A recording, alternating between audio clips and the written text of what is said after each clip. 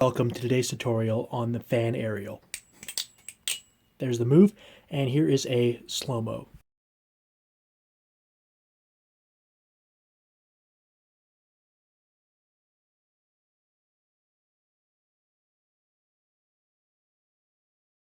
The first time you see this move, it can be pretty tricky to see what the heck is even going on. So I'm just going to give you a brief kind of summary of what happens here. Basically, you're going to release the bite handle. It's going to fly in the air. You're going to throw the knife, and it's going to spin in the air in such a way that the safe handle is staying in roughly the same spot, and the blade and bite handle are spinning around each other. So one, this is just kind of a unique little aerial. Two, there's actually a lot of different ways you can play with this. You can catch it by the safe handle. You can catch it by the bite handle. You can catch it overhand, underhand. There's all kinds of different stuff you can do. So this one's a really fun one to play around with. The way that I'm going to be showing today is just going to be catching the bite handle, which is really cool because it'll allow you, if you start with the safe handle, to switch to the bite handle really quickly and really flashily. So let's get into it. So like I said, you're just going to start with this safe handle here in a standard grip with your thumb about 3/4 of the way up, your 4 fingers along the back.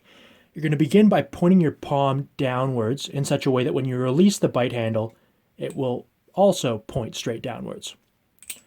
Immediately after you release the bite handle, you're going to take your bottom 3 fingers here and wrap them around the safe handle. So again, you got this grip, palm downwards, release the bite handle, bottom 3 fingers are going to get wrapped around the safe handle. It's not actually enough to just release the bite handle. You want to use your wrist a little bit to get a little bit of a swing. And you want the swing, like it kind of did there, to be as slow as possible right when the bite handle is pointing straight up. So you release the bite handle, you wrap with your 3 fingers, the bite handle is going to swing, and it'll pause right here, and it'll fall this way or it'll fall that way. So I'll show you what that looks like. Right, that one wasn't the best one, something like that, where the bite handle goes straight up and it'll fall back down. The point at which the bite handle is straight up, why you want that to be slow is so you can time this right, because right at that point is exactly when you want to go into the throw, so that way it will spin the way you want it to.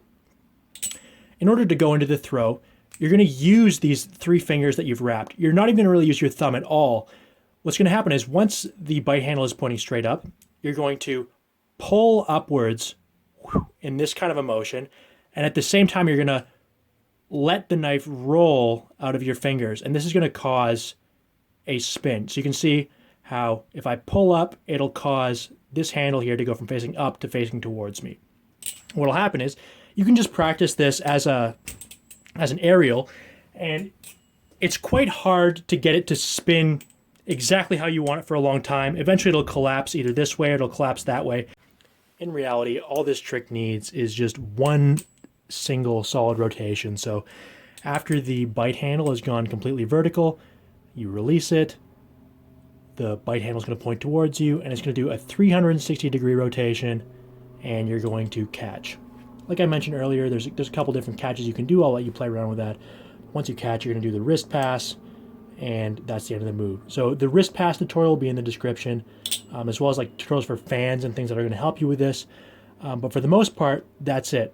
There's a couple of different tips I can give you. One of them is, of course, just simply throwing the knife and not even catching it at all, and just trying to get it to spin as fan-like as you possibly can.